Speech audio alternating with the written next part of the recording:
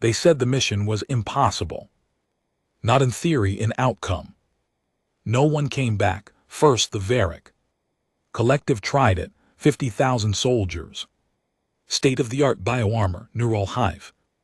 Combat strategy, not a single. Transmission, after hour 6 next came. The Shan tech-heavy bastards, cloaking. Fields subready warping, predictive AI. They vanished without even triggering. The distress beacon, one by one the strongest empires stepped up, and every damn one got chewed up and spit out. So when command turned their cold eyes to Earth, nobody expected a yes, but we gave it anyway, not because we thought we'd survive, because we're too damn stubborn to let the universe label us cowards. I was there the day we were briefed. Low-lit steel room, concrete mines. Everyone dead silent except for the buzzing of the old ventilation. Captain Bram took center, a man carved from bone and callus, not muscle, not metals, just pressure and pain. He glanced at each of us like we were already ghosts. You've seen the footage, he said. We had, but they made us watch again. Static, then a Varric soldier screaming. Not from injury, from something else. Something deeper, something that made his kind, a species born implanetary. War pits beg for death, then silence. Cheyenne drone, polished chrome, whispering its last AI logs. No light, no logic, no physics, only thought. It knows it. Listens. And then darkness. Any of you want to walk out? Bram said, pointing to the bolted door. You'll get no shame from me. No one moved. Why? Because we were the last ones left, and somewhere deep down, even in the most broken of us, was a quiet voice that said, if this is hell, then let us be the devils who walk it. We were 120 men, no aliens, no synthetics. Just humans, ragged, angry, and unfinished. I remember Bishop Big Man used to break metal doors with his bare fists. He looked calm. Too calm. What if we win? He said, like it wasn't a joke, and that's when I realized something no one wanted to admit. We weren't just walking in to die, we were walking in to prove them all wrong. 2 days later, we boarded the Skelter. No ceremony, no speeches, just boots hitting steel. The galaxy didn't send us heroes, it sent what was left. Forgotten, the dishonorably discharged. The reckless. The kind of men who'd lost everything and had nothing left to fear. I was one of them. Name's Rig. Ex-mechanic, kicked out of Earth Fleet for decking an officer who let my squad die during a rescue op. They said I was too emotional. Maybe I was, but I still knew how to fix a plasma rail gun mid-fight and wire explosives while bleeding out. They needed us now. The mission was simple on paper. Enter the Abyss Zone, find out what's killing everyone, end it if possible, survive if lucky, except luck doesn't stick around. Where we were going, 3 hours into the flight, the Skelter started creaking like it was being pulled apart by whispers, not wind, not metal fatigue. Whispers. Men started having noticeable leads, a few blacked out. The nav screen flickered, then bled, not figuratively. Literal red ooze leaked from the display. Jesus, Bishop muttered, wiping the screen. This thing alive? Bram just stared at the black ahead. No, but something in there is. Edge of the Abyss Zone was unlike anything we'd seen. It wasn't a place. It was a decision. Like reality split in half and dared you to walk through, and we did. Every other species had walked away. Every politician, every scientist, every tactician had marked this place as death, but we humans, we said, we'll Handle it, even if it breaks us, even if it kills us, even if no one ever remembers what we did. We just wanted one thing: to look back at the galaxy full of quitters and say, this is what humanity looks like when it's got nothing left to lose. We passed the threshold at 400 hours. There was no explosion, no shift in gravity, no warning.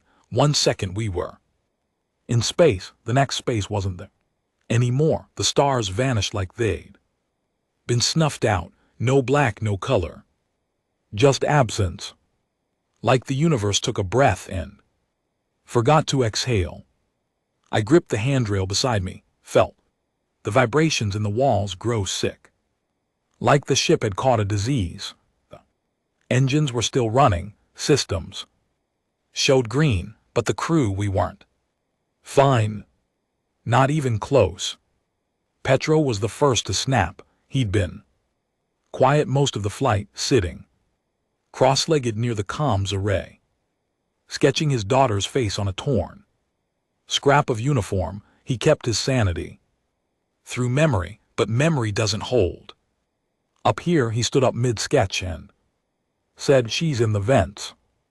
We all froze. She's in there, an NBSB, and NBSB. Vents, he repeated louder. I heard her laughing. Then he drew his sidearm and pointed it at the ceiling. Pedrov. Graham barked, put it down, but he didn't. He fired once, bang, and the shot rang out like thunder inside a coffin. Sparks rained from the panel. I saw her, he whispered, eyes wide, gun shaking. She was crawling, smiling. She had no face. Bishop tackled him before he could shoot. Again, pinned him down while Petrov screamed like his soul was being peeled. 3 hours later, he was catatonic, eyes open, body alive, but whatever part of him made him, Petro had checked out and wasn't coming back. Bram made the call. We didn't turn back. We locked Petro in. Medical, sedated him and pressed on. Because if we stopped for every cracked mind, we'd never make it 10 hours, and we were already seeing fractures in reality. It started small, the hallway outside. Engineering looped. I walked it twice. Left from the bridge, right back to it. Thought I'd gone in a circle until I noticed something off. The floor plate in front of me had my initials scratched into it, something I'd done 10 years ago on a different ship, but this was the Skelter brand new, and those scratches, they were rusted over like they'd been there for decades. I didn't say anything, not because I wasn't scared, but because I was, and I knew fear spread like infection out here. Best thing I could do was keep my mouth shut and my hands busy, so I checked the reactor. It was fine, burning hot, stable output. But when I put my hand on the control panel, it felt like skin, warm, pulsing, breathing. I pulled my hand away so fast I nearly fell backward, but I didn't scream. Didn't report it, not yet, not until I had proof it wasn't just in my head. Meanwhile, Bram kept the crew focused. He ran drills, made us exercise, forced routines, even if the clock stopped sinking after day 2. It was smart. Structure kept the madness at bay, but we all saw the toll it took on him.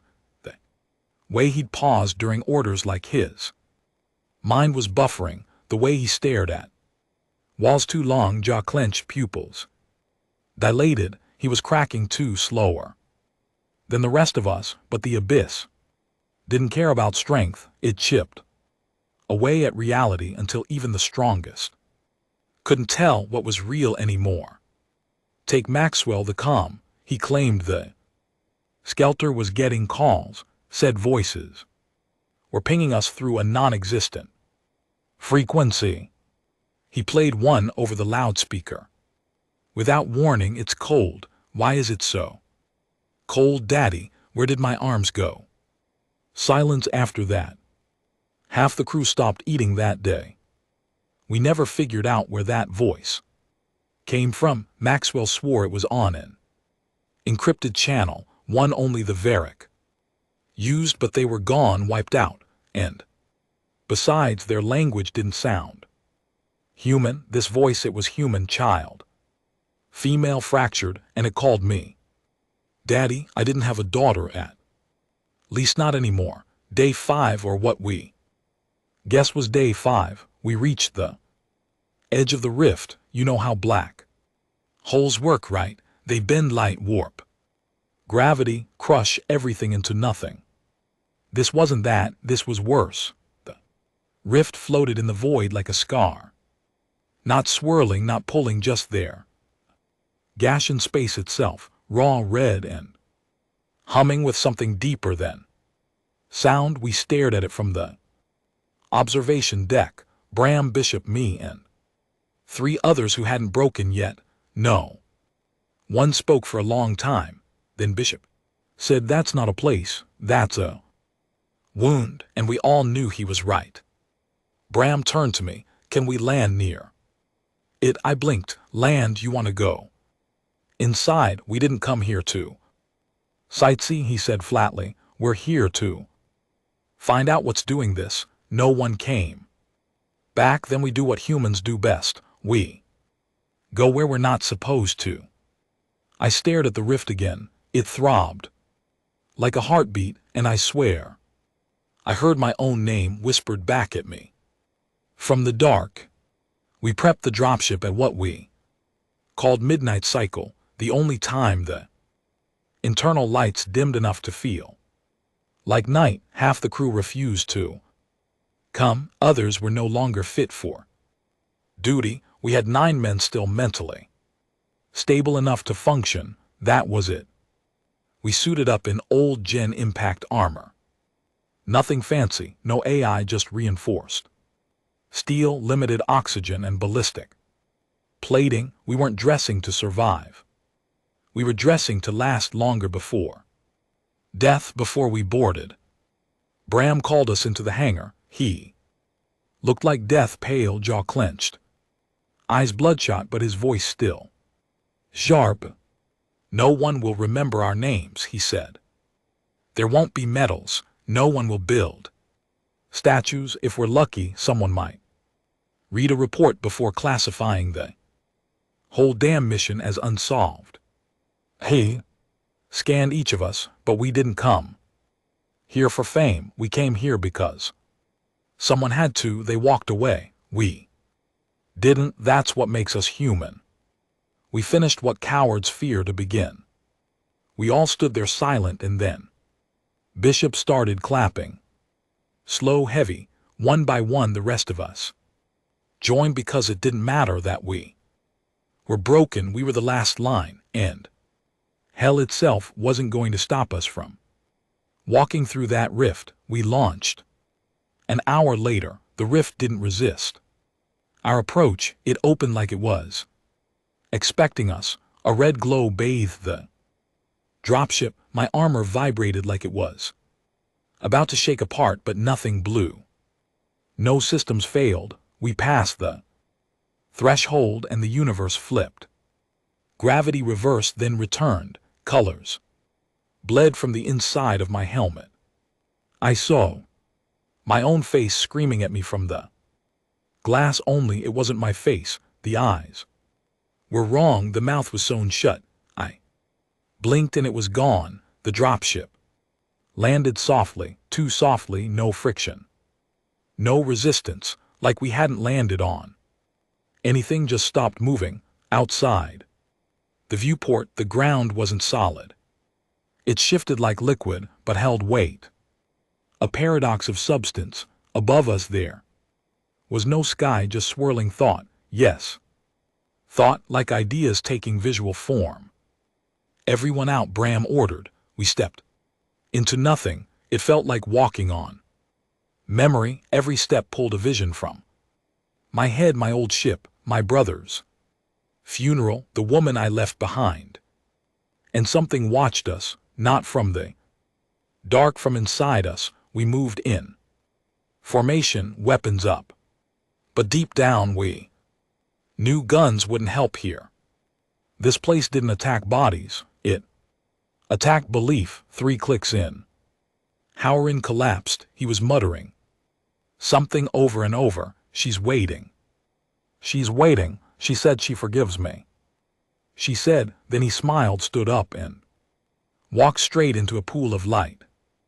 It wasn't real light, more like a doorway made of nostalgia. We never saw him again. Bram didn't stop us. We press on was all he said, and so we did. We found the Varric remains half an hour later, what was left of them.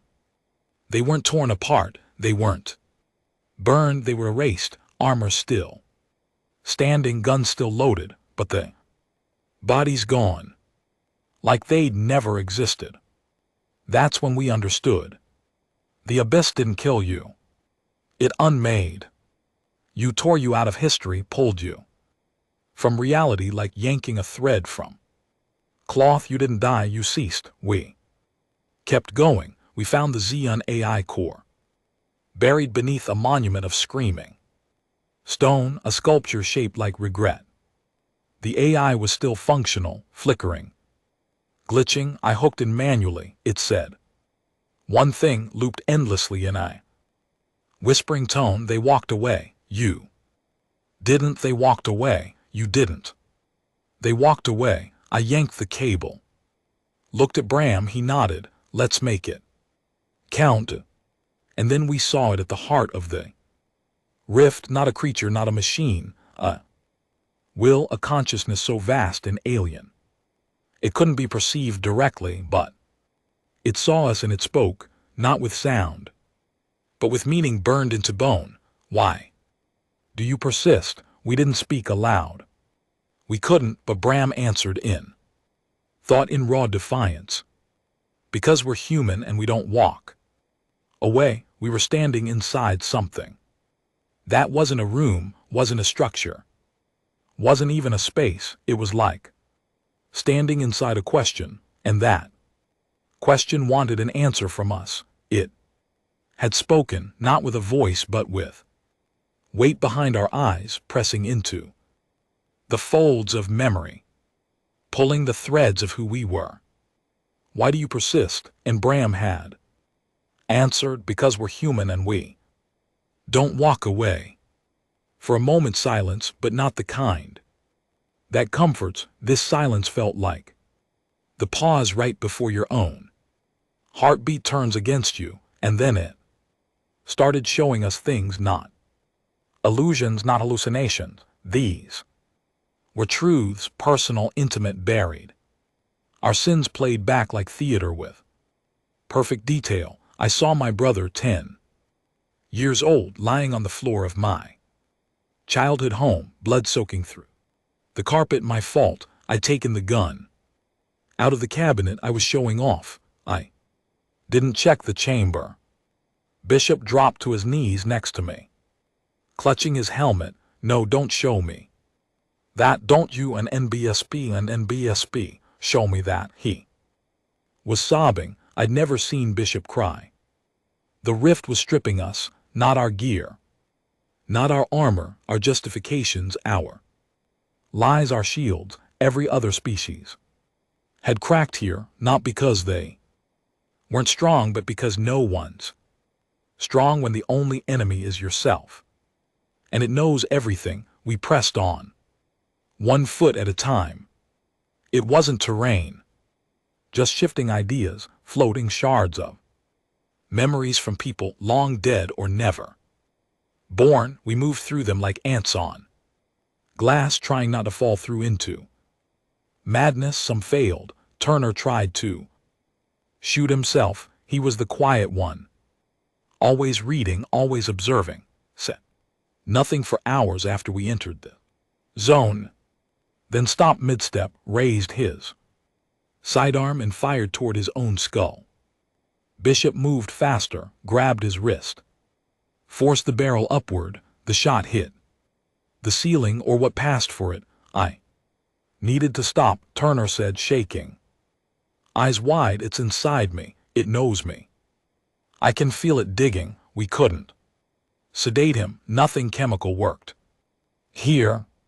So Bram made the call again. He took Turner's weapon, slammed it into a rock, until it broke, and said one word.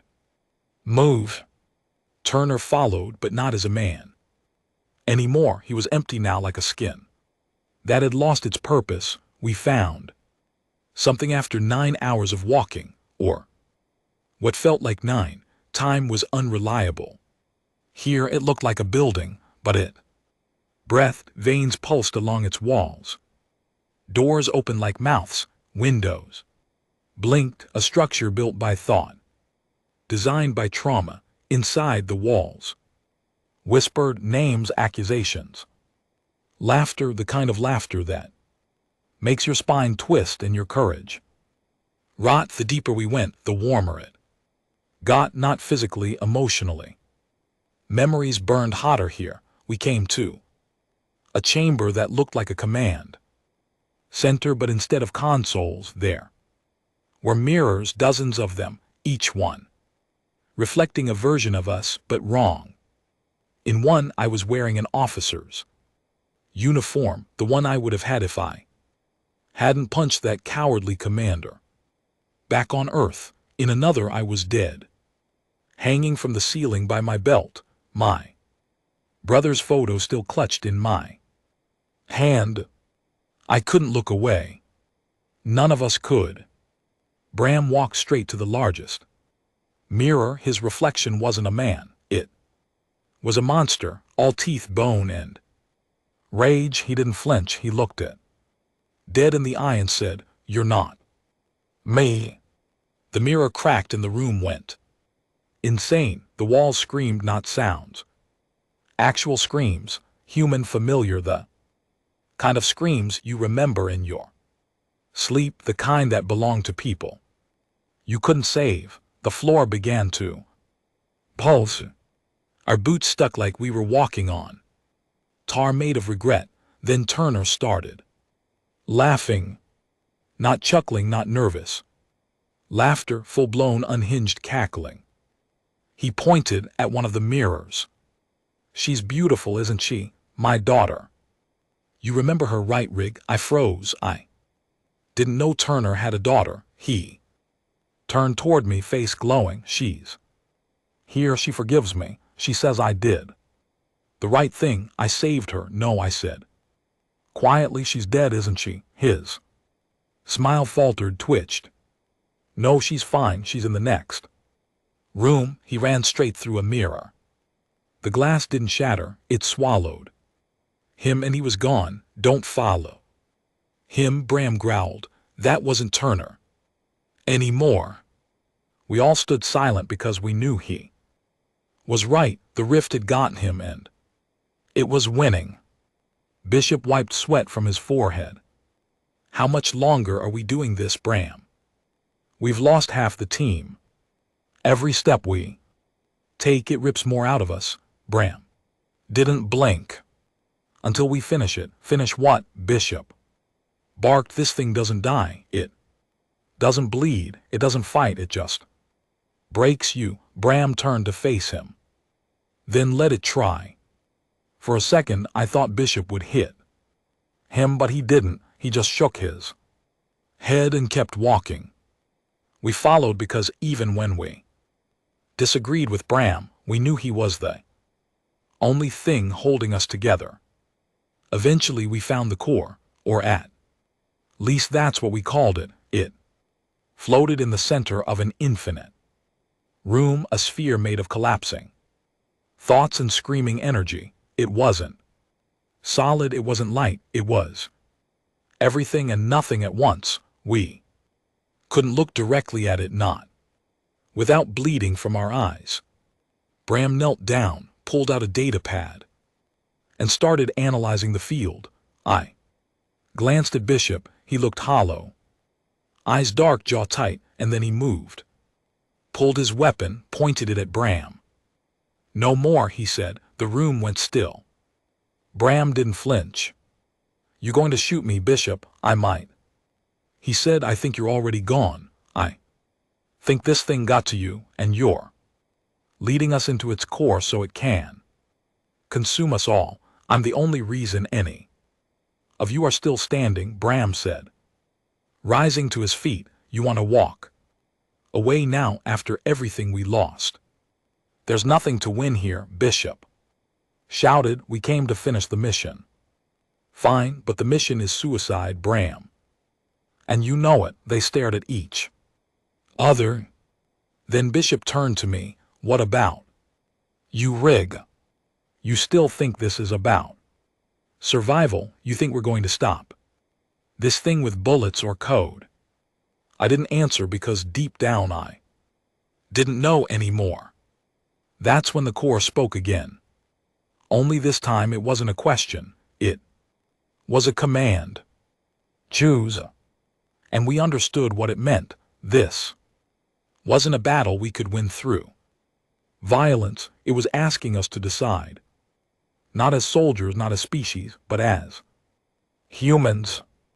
To either give in to what we feared we were or rise to what we could be, even if it meant breaking first.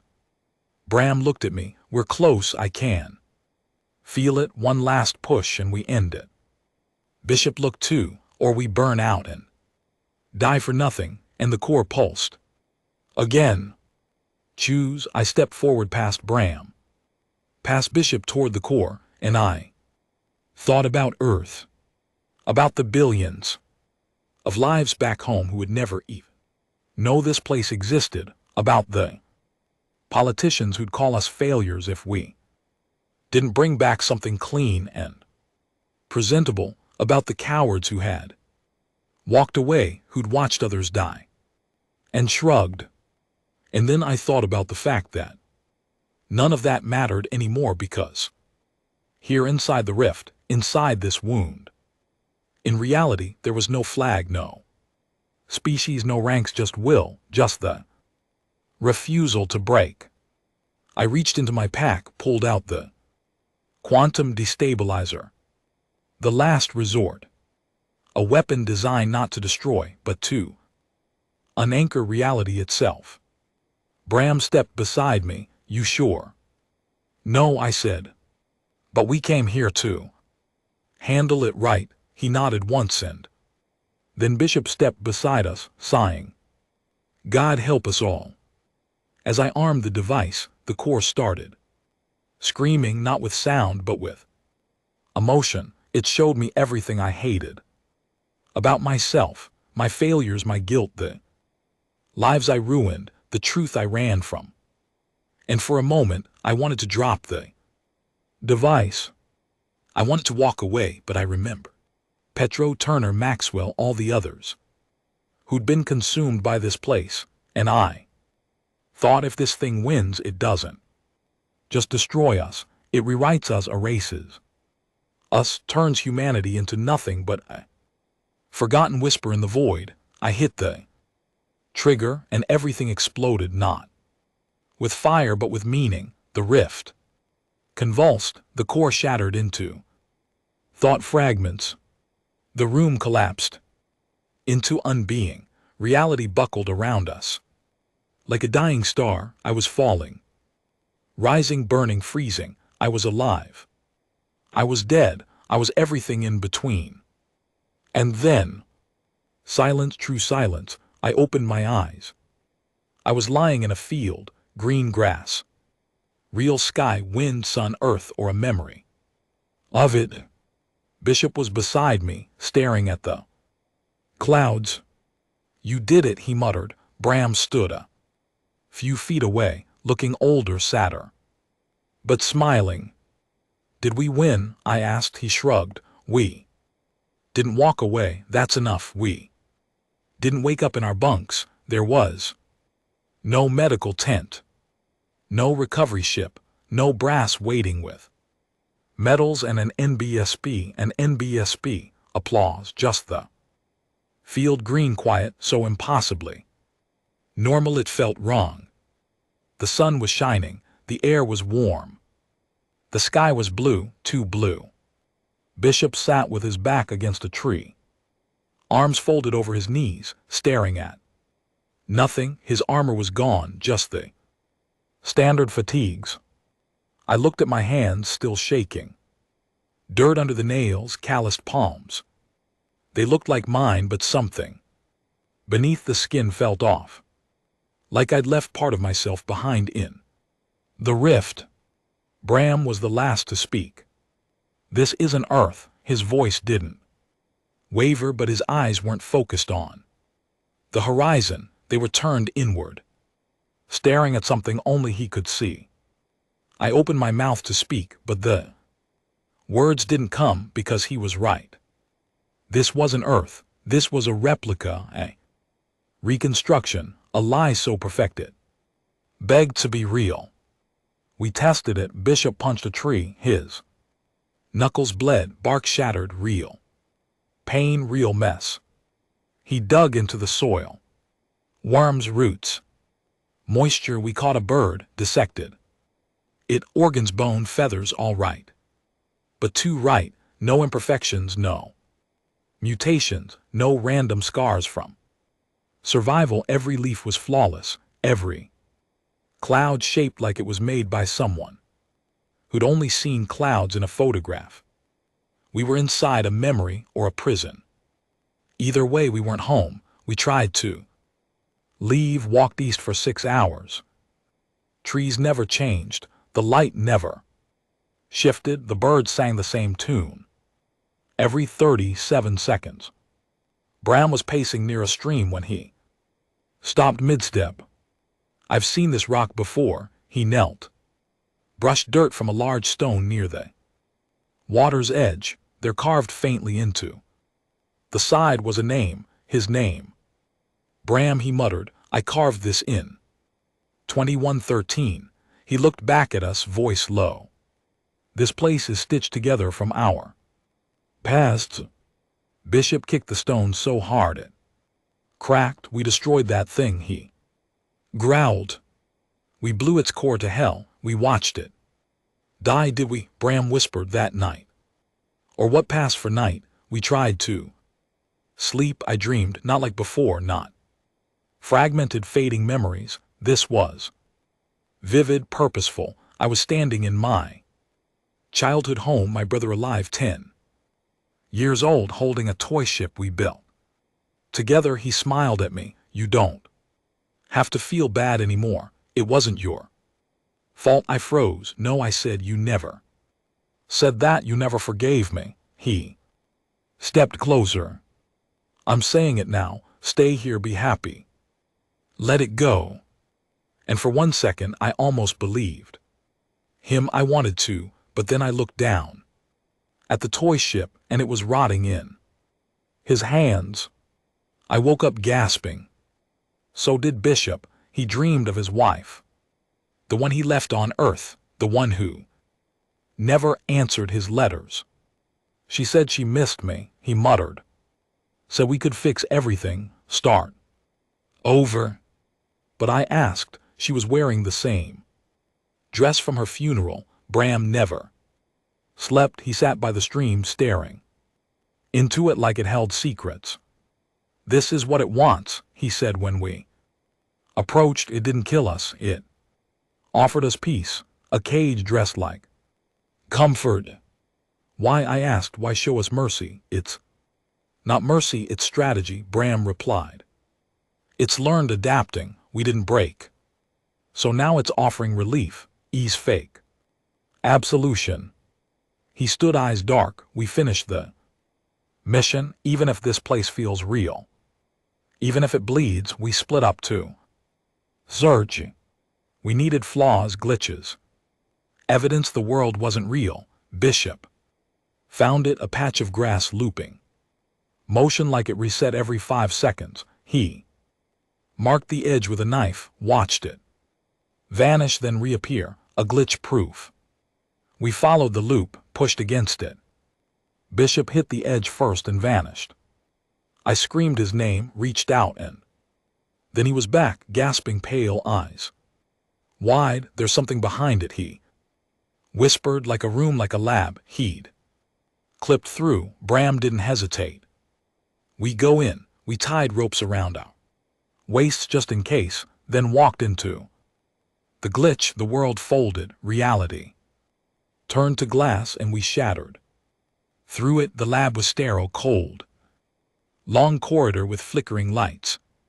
Humming machinery, no sound except our own breath in the low buzz of power.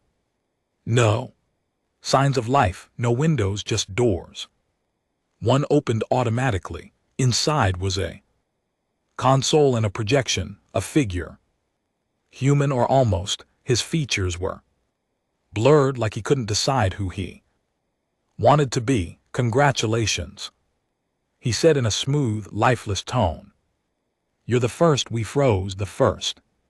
What? Bram asked. The figure tilted its head. The first to reject paradise. My heart dropped. So it was a test? Asked. A simulation. Yes and no. The entity you encountered is ancient. Consciousness without form, it infects. By desire, most subjects surrender. Aliens? Bishop asked. All species failed. Except yours. Why us? Bram demanded. Because pain is your anchor, the figure said. Humans define reality through suffering. You do not let go. You persist even when it breaks you. I felt cold. This whole mission, I muttered, was bait. The figure nodded. Yes, to see if one species would walk into annihilation and choose truth over comfort. Bram stepped forward. What now? The projection shifted, became more human, wearing Earth Fleet uniform, our emblem. That depends, it said. You destroyed part of it, but it's not dead. Just disrupted, confused. You could leave, return to Earth, live out your days. Or, Bram asked, or finish the mission. Enter the source, sever it permanently. But know this, the figure leaned forward, voice almost reverent. No one has ever come back from the source. Bishop looked at me. We could go home. Rig, you and me finally rest. I shook my head slowly. This is home now. What's left of it? And if we leave it behind, it won't be long before it finds the rest. Bram grunted. We handle it, just like we said. From the start, the door to the source opened, not with hinges, with intention. Like the universe gave us one last out. We didn't take it. We stepped inside and everything changed. There's no way to describe the source. You don't see it. You become it. We stepped through that door expecting some sort of chamber, core, maybe something alien, but still understandable. What we found was nothing, not darkness, not even silence, just absence, a total eraser of perception, no sense of self, no awareness of time or gravity or mass. And yet we were still there, still conscious. I didn't know where Bishop or Bram were. I couldn't feel my body, but I could feel regret. Mind sharp, acidic, heavy in ways I didn't think thought could weigh. It came back fast. The memory of my brother on the floor. The scream that never left my bones. Smell of copper.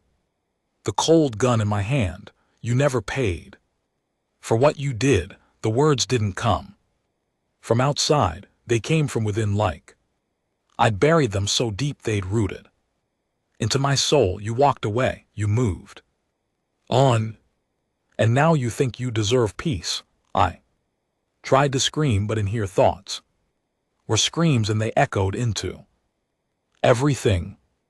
Then through the fog of guilt, a hand reached me, not physically, not literally. It was Bram's will pressing against mine, a tether, a presence, a reminder that I wasn't alone. Hold the line, he said, not in words, but in conviction.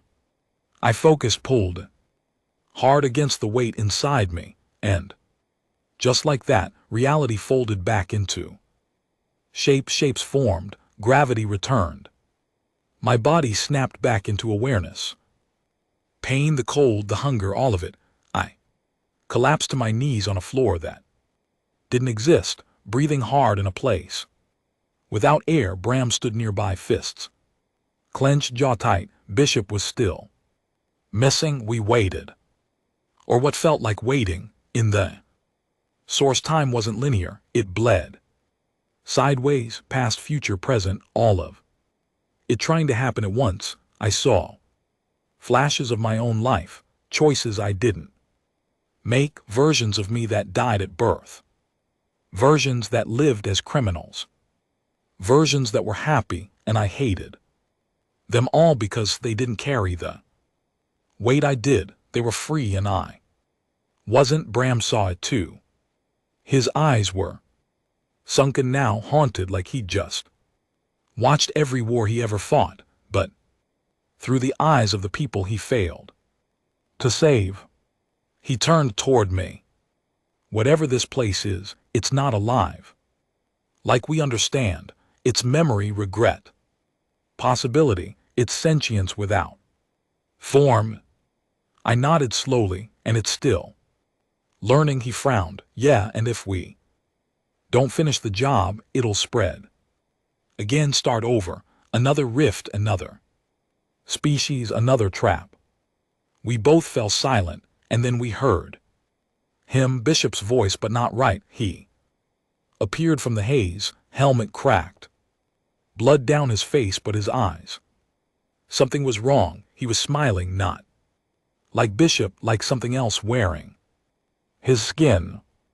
I get it now, he said. Why fight it? Why resist this thing? It doesn't hurt you. It shows you the truth. It makes you honest. I stood. Bishop snapped out of it. He laughed. No, man, you don't get it. It's not the enemy. We're the virus. Humans spread pain. We deserve to be unmade. Bram raised his weapon slowly. Don't I said. It's still him, somewhere. No, Bishop said, stepping forward. It's more than me now. His voice twisted on the last word, layered, echoing with something else, something ancient. We can let go, he said. Be free. No more guilt, no more death, just quiet. His hand reached toward me. I wanted to believe him, because part of me did want that, to forget, to rest, to finally stop carrying the weight of everything I ruined. But I didn't reach back. Instead, I said one word, no, and Bram fired. The shot was clean, straight through the head. Bishop dropped.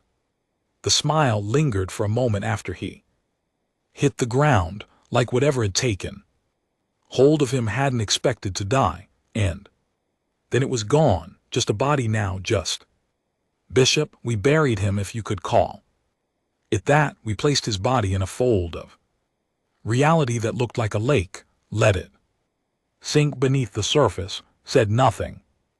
There were no words left. We were they last, me and Bram, and the core, the true core, lay just ahead. We could feel it like a migraine behind the eyes, like heat without fire. Bram checked his pack, pulled out the last destabilizer. One use, enough to unmake a consciousness that spanned a galaxy if it was placed at the source of its awareness. This is it, he said. Last step. What's waiting for us? I asked. He looked at me. Ourselves. We stepped into the final chamber. It was us, thousands of us. Every possible version, every mistake we could have made, every life we could have lived. Men who ran, men who stayed, men who saved their families, men who burned them. Some were monsters, some were saints, all of them were us, and they were watching, silent, still judging. We walked through the crowd. They parted for us like they knew we were the originals, the ones who made it. At the center of the circle was the real source, not a machine, not an object, a man, our age, our face, but his eyes. They were all eyes of every species, every memory, every soul this thing had consumed. He looked at us and spoke. You came far. Bram didn't hesitate. We came to end you. The source tilted Its head, why? Because you're not. Real, the source smiled. Neither are. You, it stood slowly like gravity. Itself bowed to him. You think you suffer more than others. It asked me, that your pain gives you purpose, your guilt defines you, I know. It does, I said, and what if I take it away? It reached toward me just like Bishop had. I can make you whole, I can show you what it feels like to be clean again. I stepped back. Bram activated the destabilizer. The hum started low. Building, the source didn't flinch.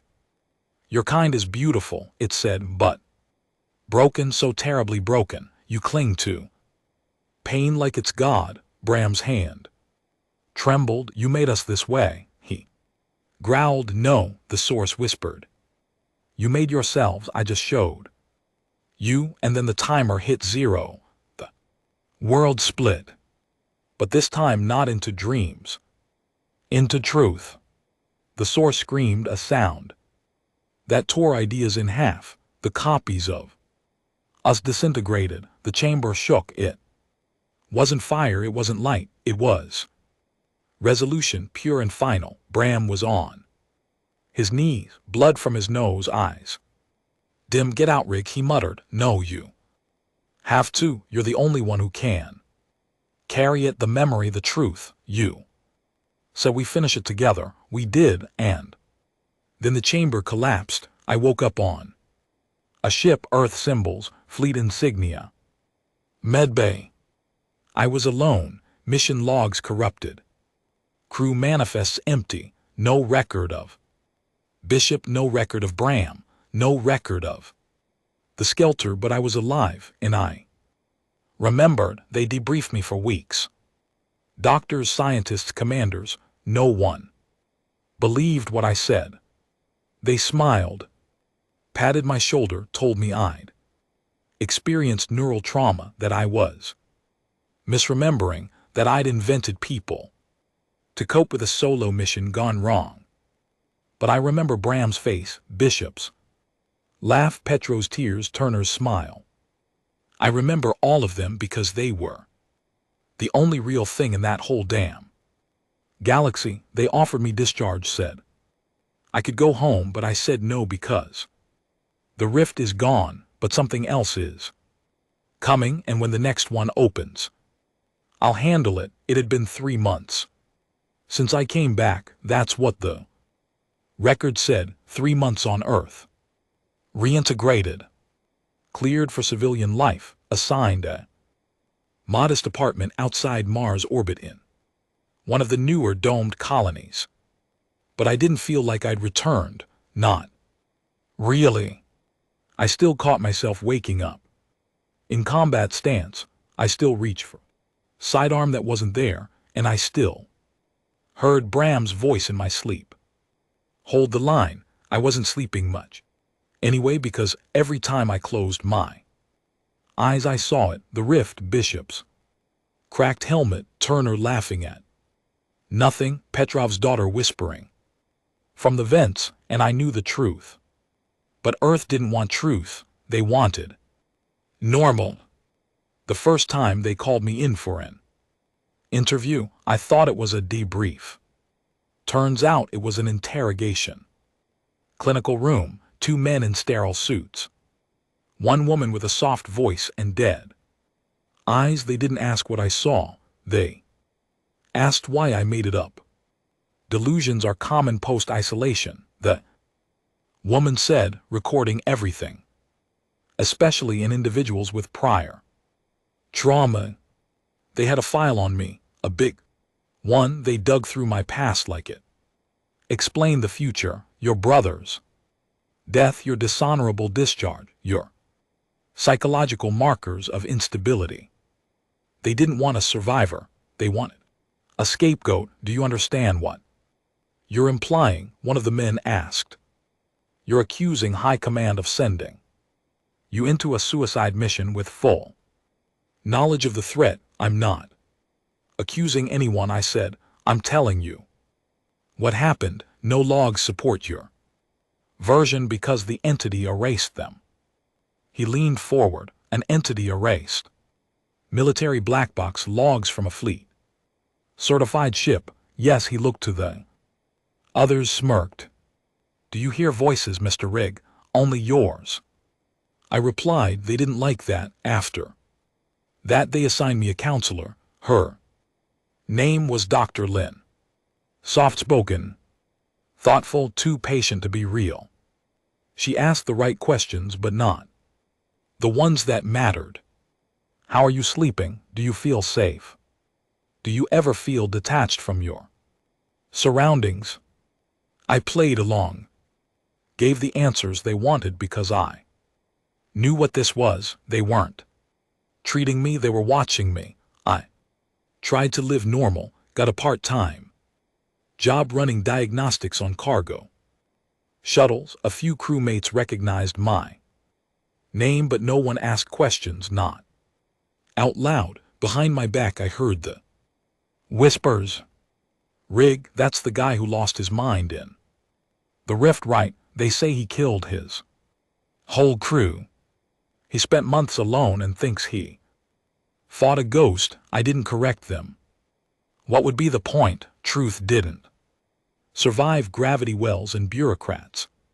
It died somewhere between the blast doors and the sign-in sheet, but something was wrong with the world, with reality. I started noticing cracks, not literal, mental, rhythmic loops.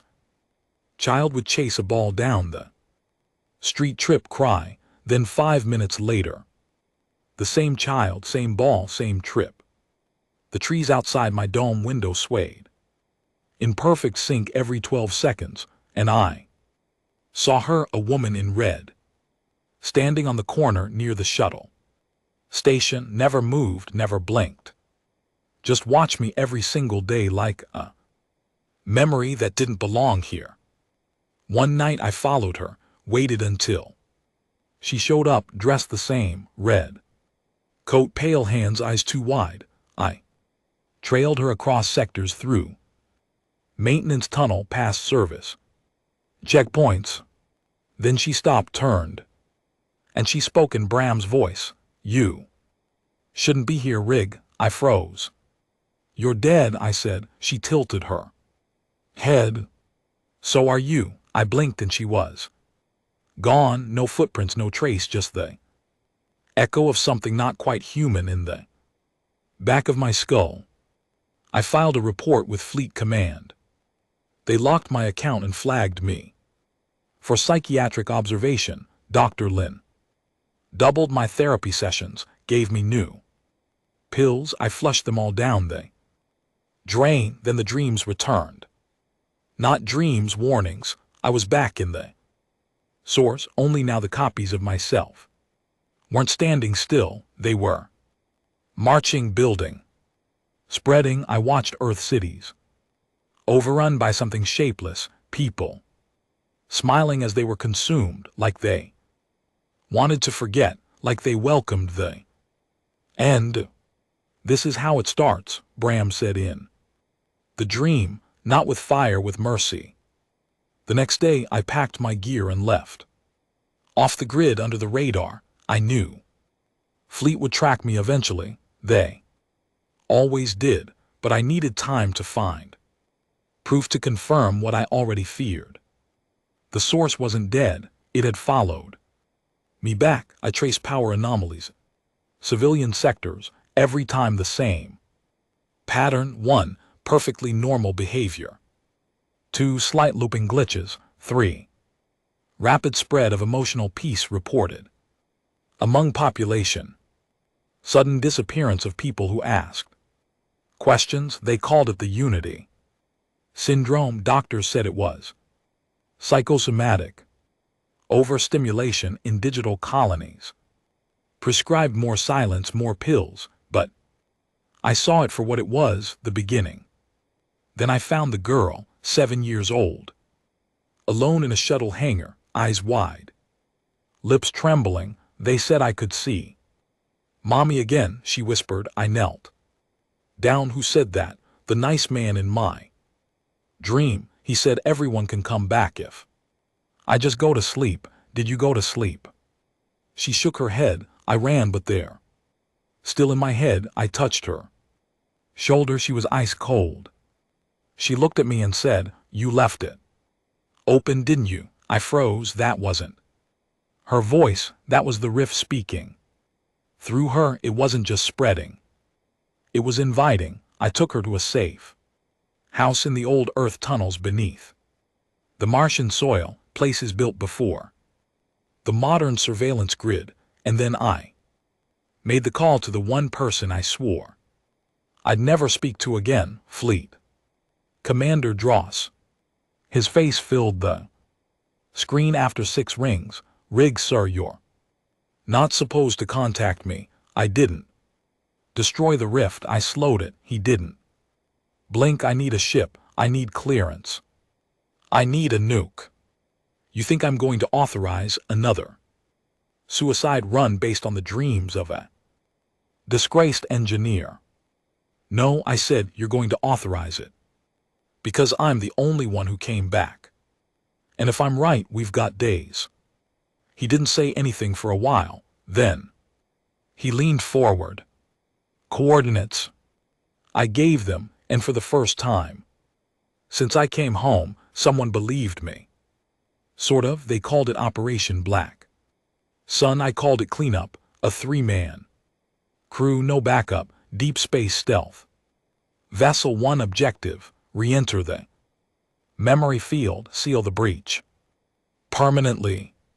No celebrations, no speeches, just the quiet click of the hatch closing behind me. And as I strapped in, I thought of Bram, Bishop, Turner, the ones no one would ever remember. And I whispered. They walked away. We didn't. The ship was called the Warden, classified stealth cruiser.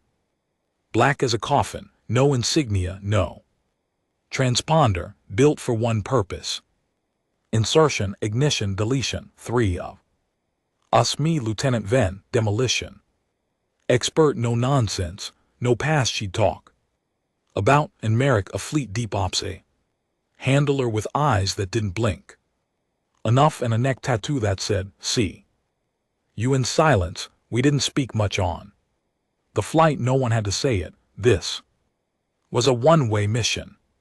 The coordinates I gave Fleet were locked deep inside the rift's signature, a pulsing echo I'd been hearing in my dreams, like a heartbeat behind the stars. It wasn't just memory or thought anymore. It was trying to rebuild itself, using what it took from us, from me. We reached the edge of the breach in less than a day. From a distance it looked like nothing, not black, not a hole, just an absence in the stars, a scar that refused to heal. But as we got closer, the ship began to shudder. Lights flickered, the AI sputtered. I'm experiencing contradiction, it whispered. My logic tree is bleeding. Merrick frowned. Shut it off now. Too late. The console lit up with a word. "Welcome back." I grabbed the manual override and took us in. Venn didn't flinch. Merrick vomited into a bag, wiped his mouth and whispered, "Christ, forgive us all." The transition was instant. 1 second. Space next, the in-between, just like before, only now it was worse. The source remembered me. This time it didn't wait. We woke up inside a town.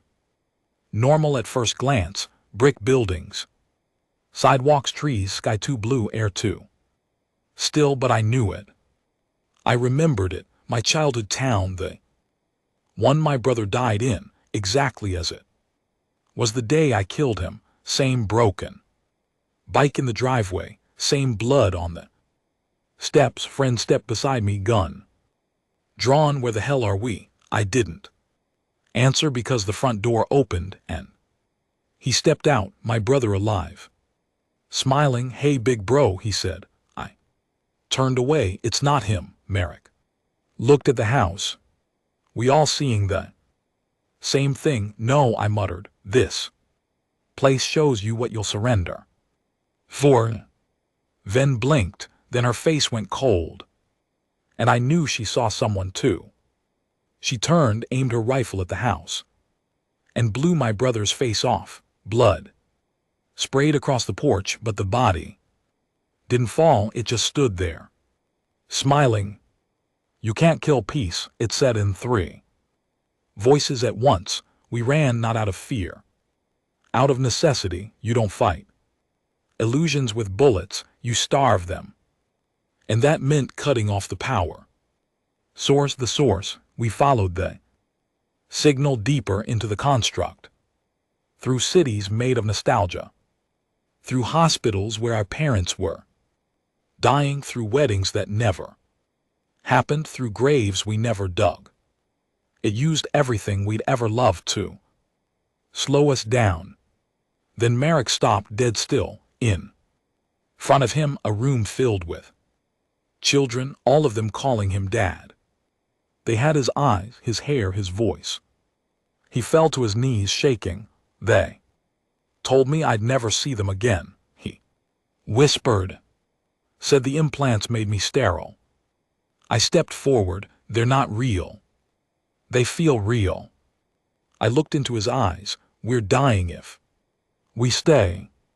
He reached for one of the children's hands. It passed through him like smoke. And then the illusion dropped. The kids were gone. The room was gone, just stone. Now, and a voice in the dark, he's mine. Merrick screamed, his skin cracked.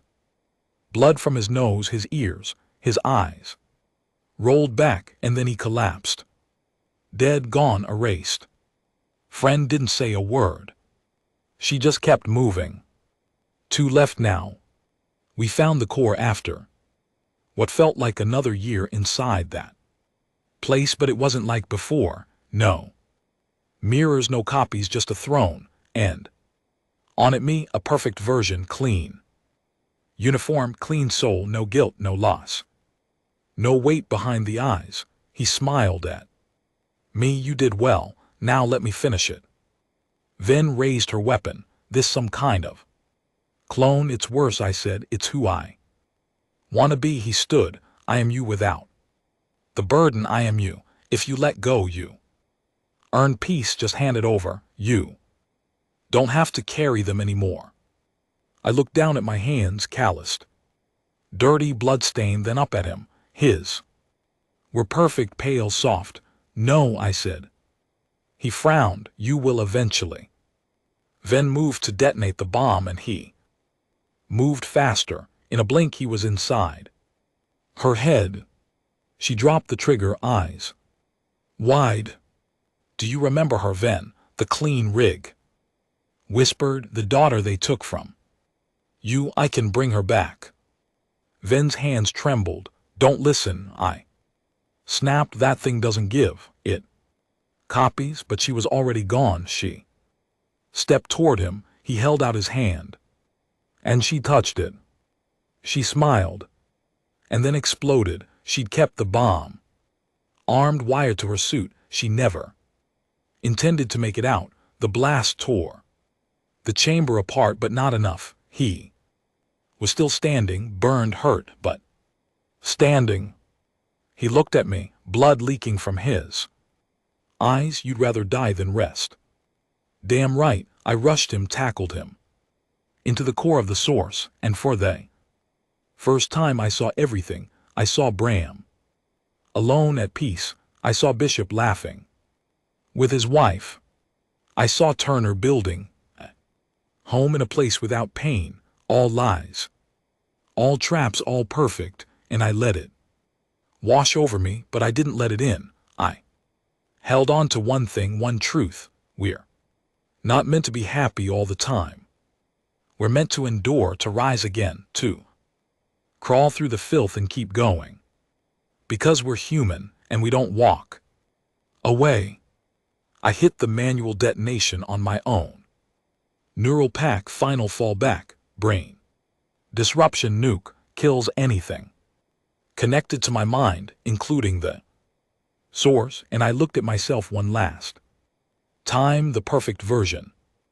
Burn in silence, I said and pulled the trigger. I woke up screaming in darkness, in cold, inside the wardens.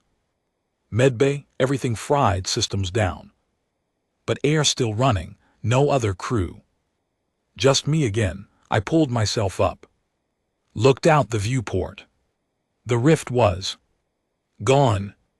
For real this time, no whispers, no lies, just stars. I recorded the final log. To anyone hearing this, the rift is gone, the source is dead, we paid the cost, all of it. I'm bringing the ship home, but not because I want to rest. I'm coming back because if it ever happens again, you'll need someone who remembers. The return trip took 12 days.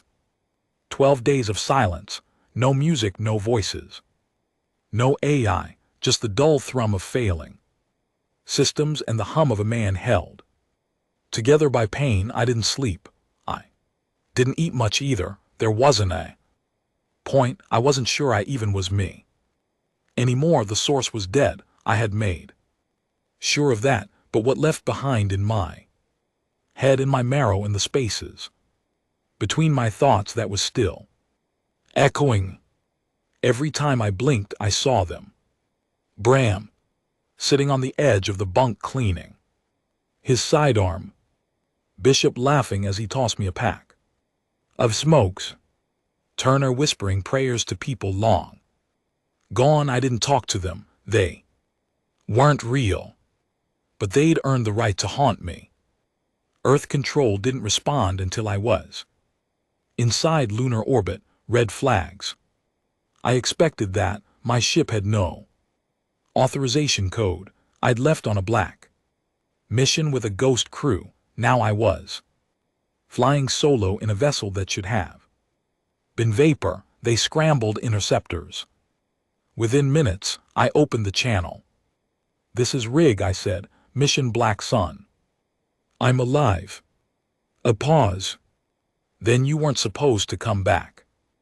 I was escorted planet side under armed guard. No debrief, no ceremony. Straight to a cold underground cell beneath Fleet Intelligence Command. My cell had no bed, just a chair and a table, no mirror, no clock. They wanted me disoriented. They wanted me tired. They were waiting for me to break. They didn't understand. I'd already been broken. Now I was just what was left. Commander Dross came to see me on day 3. He wore his gilt well-pressed uniform, stiff spine, eyes like glass. He didn't offer a greeting. He sat across from me and slid a tablet across the table. On it, a list of names. Bishop, Vin, Marek, Bram, Turner, Petro. Every one of them marked status deceased, unverified.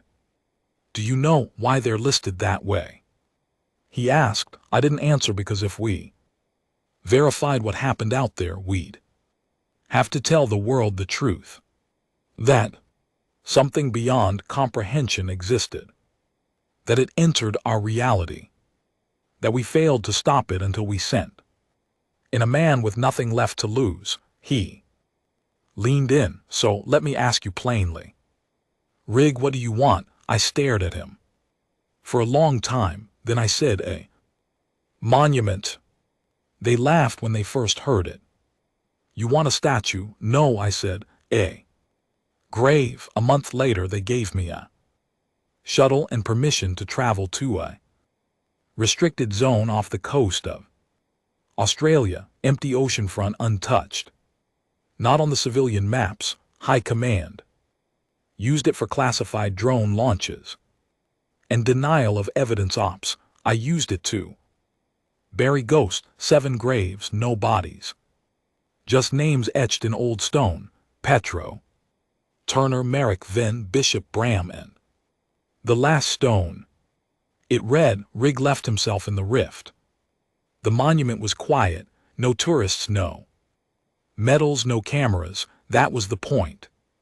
It wasn't for them, it was for me. I stayed off the grid after that. Fleet gave me a pension, and told me not to talk. I think part of them hoped I'd drink myself to death or vanish in the desert.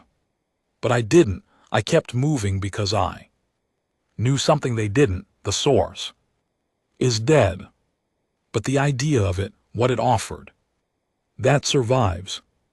Every few months I saw the signs, a town where everyone sleeps perfectly, school where no children cry, a facility where AI stops asking questions. Too much peace is just a different kind of invasion. I drop in, observe, leave behind a quiet disruption, something to shake them out, then I'd vanish again. I didn't need orders anymore. I had a mission of my own. One day I got a message, encrypted old code. It wasn't from Fleet, it was from Bram's daughter. She wasn't supposed to know me. Bram never talked about her. But she found me, said her father used to write letters she never received. Said her dreams were filled with strain. Words like whispers from a place that didn't belong in her brain. Said she knew something was wrong with the world. But no one would listen. I flew to her. In the middle of a storm, she was 25. Sharp eyes, Bram's jawline. And she said, tell me what he did, the truth. So I did everything. She didn't cry, she didn't thank me, she just stood up, hugged me once, and walked out into the rain. 2 months later, a new file appeared in the Fleet Intelligence System. A classified document titled Project Remnant. Her name was on it, and so was mine. It's been 3 years since I detonated the neural bomb inside the source. 3 years since I walked out of death's mouth and carried back the truth. I don't know if I'm the same man anymore. I don't know if I should be, but I know this. Humanity was offered a perfect cage, and we said no. We bled, screamed, fought, and burned for the right to feel pain. Again, because pain means something happened, something mattered, someone was real. They walked away. Every other species, every fleet, every empire, they left the mission to rot. They ran from the nightmare. We didn't. We went in. We broke. We survived, and we'll do it again if we have to, because we're human. We don't walk away. Final log entry. Name rig, status unknown, location classified. In the end, it wasn't a war. It wasn't even a battle. It was a question, and we gave the only answer we know. We'll handle it. I told them I didn't want a ceremony, but Earth Fleet never wastes a good lie. They turned it into a closed door event broadcast to select officials, with every damn admiral in a row nodding like they understood what they'd sent me into. They gave me a medal posthumously. That's right, I'm officially dead. The man named Rig died on a mission that never existed. There's a stone slab somewhere in the Central Archives with my name etched beside a line of fabricated data. Perished in line of duty, heroic self-sacrifice. I watched the feed from a hidden satellite relay. Didn't feel a damn thing, because the man who left for the rift, yeah, he's not the one who came back. I live in the dark now, not underground, not hiding, just unrecorded. The fleet made me a ghost, but they forgot something. Ghosts linger, ghosts remember, and ghosts don't sleep. First year back, I stuck to the fringe. Cities no one visited, outposts so far off-grid they didn't bother with. Atmospheric controls, just enough power for water, shelter, and warmth. That's all I needed. That and silence, but silence is a luxury you lose when your mind's full of echoes. There's no peace after the source, not because of what it was, but because of what it showed me. I still remember the perfect me, That fake version in the core, smooth face calm. Smile, no guilt behind the eyes. Hey, promise peace, no more burden, no more. Memory, just release, and I almost gave in. That's the part I can't forget, not that I killed him, but that a part of me wanted to become him. That scares me more than the rift ever did. Some nights I dream about the ones we lost, Petro's hands trembling over a sketch of his daughter, Turner whispering forgiveness to a voice that was never real. Merrick reaching for children made of static, Wren walking into the explosion without hesitation, Bishop laughing like the war was already over, Bram always standing, always unshakable, even when he was dying on the inside. Sometimes I talk to them, sometimes I just sit there and listen to their voices repeating in my skull like a prayer I can't forget. I carry them all. Every mission I take now, I bring them with me because someone has to remember. The source is dead, but Earth still infected, not by it, by what it represented. Control, peace, escape. Some of the best minds left in the fleet have been working for years now, not on weapons, not on exploration, but on something they call emotional alignment. Architecture. Basically, they want to give people what the source gave me, simulated resolution, no trauma, no conflict. Every citizen gently adjusted to optimal emotional balance. They say it's for stability, for unity, but I know the truth. They looked at the monster we killed and thought, what if we could use this? So I started keeping records. Clandestine, analog, no net, no AI interface, just ink, paper, and tape. Drives buried under 5 ft of soil in places no one goes anymore. I write everything, every memory, every moment, every mission, because if they wipe me from the records, these stories still have to exist. I have 7 caches buried across 4 systems. Each one contains the full mission archive of Black Sun, everything the brass tried to erase. They think the story's over. They don't know it's just beginning. It was Bram's daughter who made the first move. She reached out again, older now, sharper eyes full of fire. She didn't want to be protected anymore. She wanted to fight, said she'd seen the signs too, fleets too peaceful and outposts where no one argued.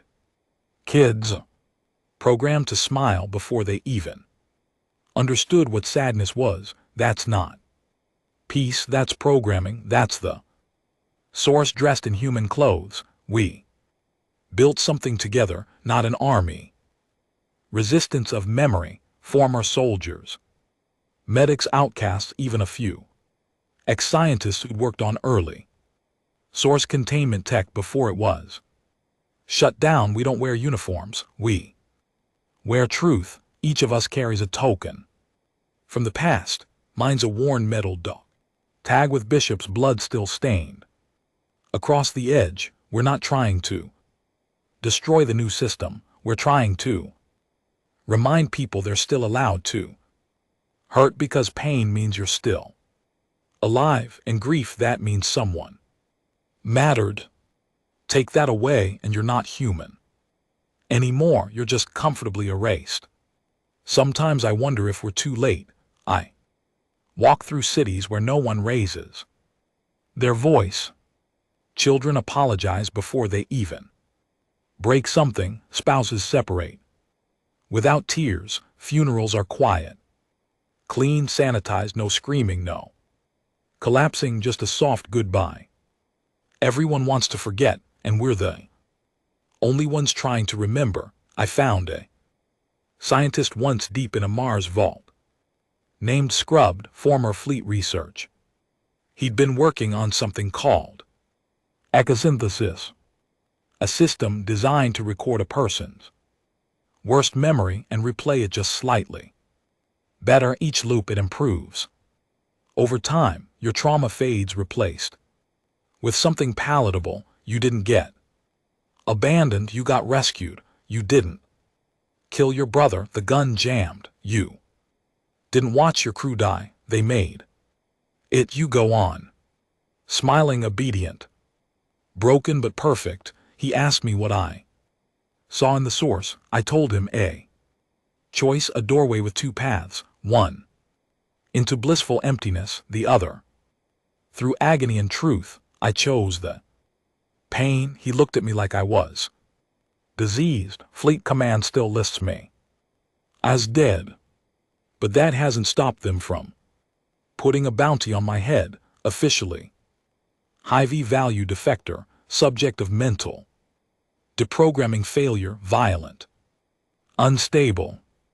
They call me a threat, not because I'm dangerous, because I remember and because I refuse to shut up about it. Every so often, I get a message on one of my old encrypted relays, a single word: we are still here. That's all I need. So this is it, the last page. If you're reading this, it means you found one of the caches. Maybe you're a soldier, a rebel, a truth seeker. Maybe you don't know what you're looking for. That's fine. Just remember this: the world won't end in fire. It'll end silence and peace. So clean it scrubs you away from your own history. They'll tell you not to resist. That conflict is outdated. That struggle is beneath you. They'll offer you the perfect version of yourself. Say no, hold the line, walk into the fire. And when the time comes, when everyone else walks away, you tell them, we'll handle